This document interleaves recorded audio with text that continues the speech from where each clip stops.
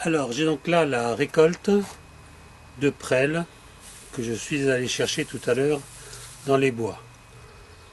Environ 1,5 kg. Je vais commencer par la hacher. Et pour ce faire, d'abord grossièrement, je coupe les branches avec mon sécateur.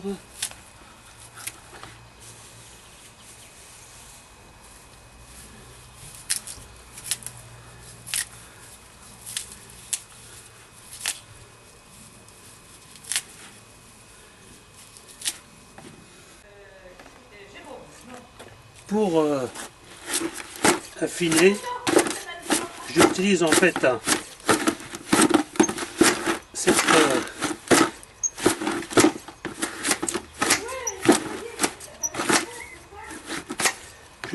cette cisaille à haie. Vous voyez, comme ça j'arrive à faire un bon hachis.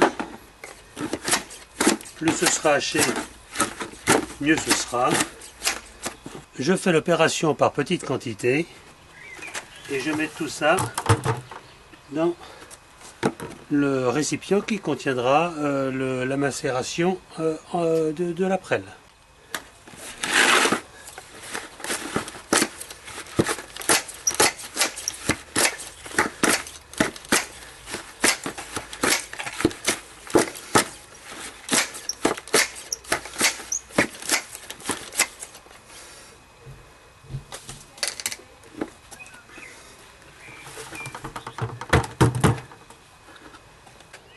Alors donc, j'ai maintenant haché, j'ai haché 1,5 kg de prêle, voilà comme vous pouvez voir.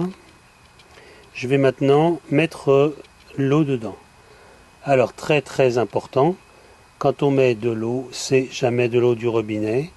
L'eau de la ville est toujours chargée en chlore, donc de l'eau de pluie de préférence, c'est ce que je vais mettre.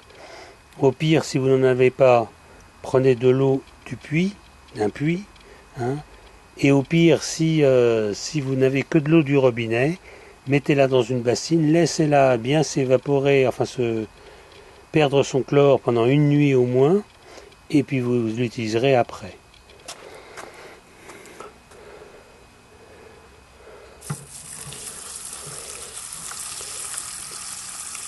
Donc 1,5 kg de prêle, 15 litres d'eau.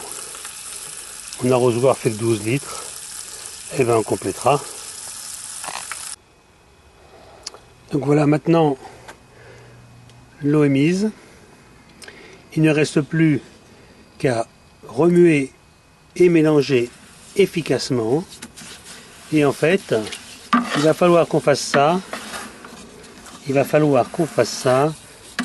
Le mieux, c'est de faire ça matin et soir. Hein.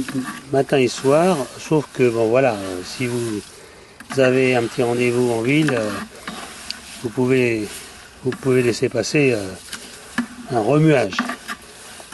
Et puis, ben, on reviendra quand tout ça, ça va. Je vais mettre ça à l'abri du soleil, dans un appentis. Hein, et puis, on va surveiller ça jour par jour. Donc, à bientôt.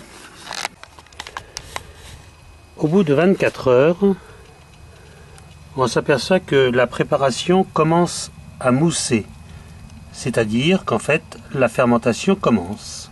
Tout est bien. À plus tard.